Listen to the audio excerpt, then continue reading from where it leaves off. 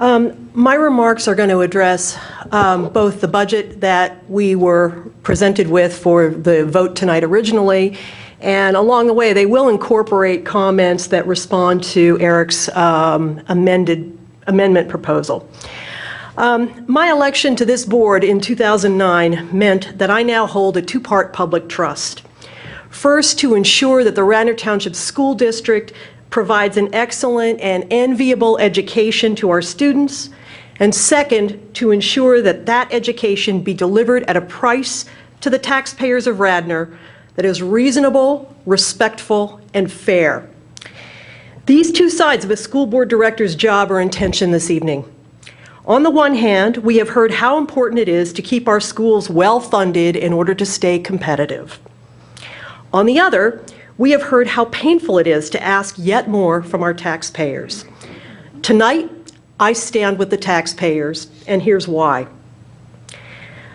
In my view, the main issue here is not so much the details of how we spend, but how we fund what we spend. We have unintentionally generated surpluses totaling more than $11 million in the 3 fiscal years ended June 30, 2011. That money sits on the district's balance sheet in fund balances, which on that date, as we have mentioned numerous times this evening, totaled $21.5 million, and today, after measured and appropriate draws, totals about $15.9 million. This is before we have had any indication of the results of the year to end June 30th, 2012, just a couple of months from now. I believe that we will again see a sizable surplus, and it would not surprise me if it were at least as much as the $2.1 million contemplated by the original tax increase set forth in this agenda. Why do we continue to generate surpluses? First, because we've done a good job of holding our expenses down. We negotiated a realistic teacher's contract given the tough macroeconomic environment, benefited from some reduction in our healthcare expenditures, and have taken other measures to keep operating expenses in line. All good. Second, we generate surpluses because while we have been spending conservatively, we have been budgeting to spend liberally. Mr. Vail would say this differently. He would say that we have budgeted conservatively. But regardless of the nomenclature, the budgetary line items all contain worst-case scenario wiggle room. Over the course of any given year, some worst cases will materialize, but not all. Thus, the built-in, and let me just call it a slush, falls to our bottom line. Third, each year we match the worst-case scenario spending budget with an equal amount of revenue and tax accordingly. Finally, once the tax rate that generated a surplus is part of our millage base, it's there forever. Each year, as the tax rate increases, because we all know they never do go down, it increases on top of the prior year's rates, which become baked in to the base millage. So with a surplus in 09-10 of $5.1 million, followed by a surplus in 10-11 of $5 million with a 2.9% tax increase, it stands to reason that with taxes up again in 11-12 this current year by 1.4%, we're in for another surplus given the hard work that we've done to keep operating expenses in line. What this means is that as a board, relative to our actual real spending, as Patty has pointed out numerous times this evening, we have been systematically overtaxing, at least since my term began at the end of 2009, and clearly somewhat before. It's time for a hard stop.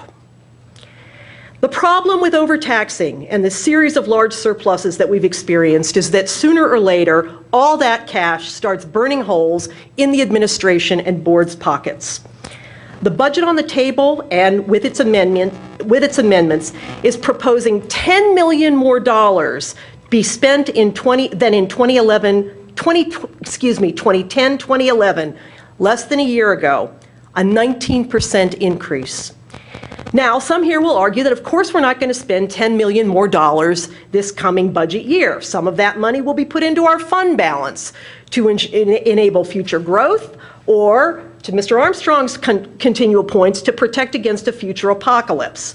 However, we as a board have not vetted any of those plans, for good or ill. They're all still just someone's ideas about what we might need or what we might want. And they're still very half-baked. To wit, we're again talking about full-day kindergarten. We've talked, we've parked it, we're talking. It's a half-baked idea at best. We have no consensus whatsoever, despite Lydia's comments that this is in fact a good and wise use of taxpayer dollars. The research is not out there. I'm sorry, Lydia. I understand your passion for it. Eric, I understand your passion for it. But the bottom line is, it's your personal passion for it. It's not demonstrated. The data is not there. We're worried not only about buying all this new technology that we've discussed, but then figuring out how to make sure teachers know how to use it, even though there's no more time for professional development in their schedules. And the professional development requirements that are already on the table are spilling over all the available time there is. We have talked about the new state reporting requirements that dictate all this new data, but again, the spending here isn't going to touch the classroom, and I'm convinced that there is some room to do some pushback. I'm not at all willing to roll over and say, okay, state, here you go. There are cries for more AP courses, more technology courses at the high school, better literacy program at the elementary and middle schools. All good, but only addressable within the limits of a fixed time school day and student career. When something new enters the schedule, something old has to go. Figuring out all these trade-offs takes a long time. It is enormous work. All that to say that we are not going to be in a position to spend money on any of these things anytime soon. Neither they nor many other brand new must-haves that are floating on the surface with a frenzy of a boiling pot have been vetted. I acknowledge that some of these ideas are good and may benefit Radnor students, but so would a lot of things. And in an Act 1 environment, it's not just about what we can afford today, but what we will be able to continue to afford years from now. We have worked very hard to reduce and rein in the excess spending that has built up in district budgets in recent years. Thus, in my view, it makes absolutely no sense to do a sudden reversal and start adding back willy-nilly in underanalyzed, passion of the moment, things like full-day kindergarten needs. They have to be carefully evaluated, and that takes time. Yet this budget proclaims that we need money for all of these things, and we need it now. We need to sit on it. We need it to sit on our balance sheet until we're ready to tap it. We need this money for things we haven't even thought of yet. Indeed, this budget says we, the school district, need it more than the taxpayers whose money it actually is. It's time for a reality check. This budget reflects educratic hubris and is approaching taxpayer extortion. Those are strong words. Do I mean them? Yes. Because what's driving this taxpayer extortion, among other things, is our hoarding instinct. 2 years ago, the threat was an apocalyptic Peasers bill that would cripple, if not bankrupt, this district. And in fact, on paper, I will acknowledge that threat remains. But we've had amelioration from the state. We didn't have to spend nearly as much money last year. The truth is that if the increases set forth in the current governing statute are ever actually charged, nearly every school district in the Commonwealth will collapse, including ours. No rainy day fund will ever be high enough to make a difference. So what about our current $5.4 million cash hoard set aside for Peasers? I agree that it is prudent to maintain a small reserve to help smooth expected increases. But we have never, as a board, debated how big it ought to be, nor how it ought to be utilized to provide a cushion against the increases to be meted out by the state. I would argue that $5.4 million is more than twice what we actually need, lest we become victims of what I'd call the bulging pockets problem. If public education is restructured in Pennsylvania, we really don't want a lot of money extra stuffed onto our balance sheet for some judge to grab and reallocate elsewhere. That, in my view, is now the more serious risk.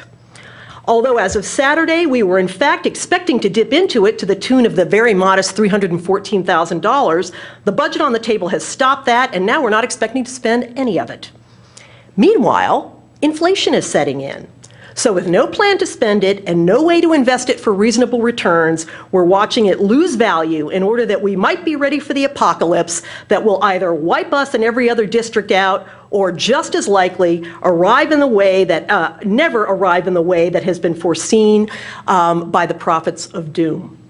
Thus, this taxation to maintain the Peasers hoard is not warranted, nor is it warranted to supplement other growing cash hoards on our balance sheet, including those for the burgeoning technology budget and as yet unidentified capital expenditures.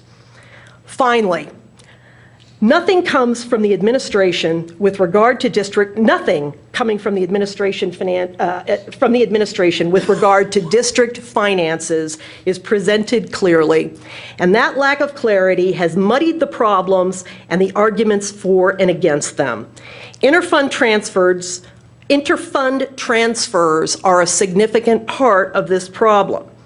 Going through the budget books, past year's audited financials, various contextless handouts and PowerPoint presentations have been reminiscent of Wharton case study group sessions from my MBA days, followed by my years as a Deloitte management consultant.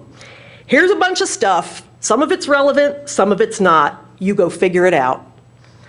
Despite a constant thrum of complaints to the administration for more coherent financial reporting, there is still no roadmap. There is still no decoder ring, as Patty requests, and nothing is presented in a straightforward, clear, and easily digestible manner.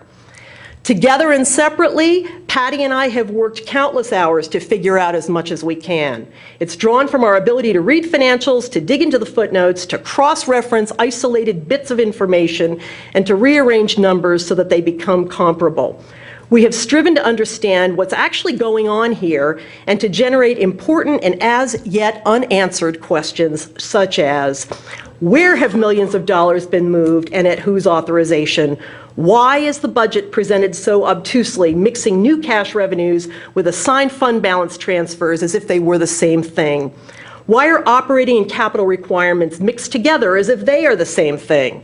Why the delay in reporting an estimate of the 2011-2012 projected year end? There are times when the reporting of district finances to this board resembles nothing so much as a game of three-card Monte.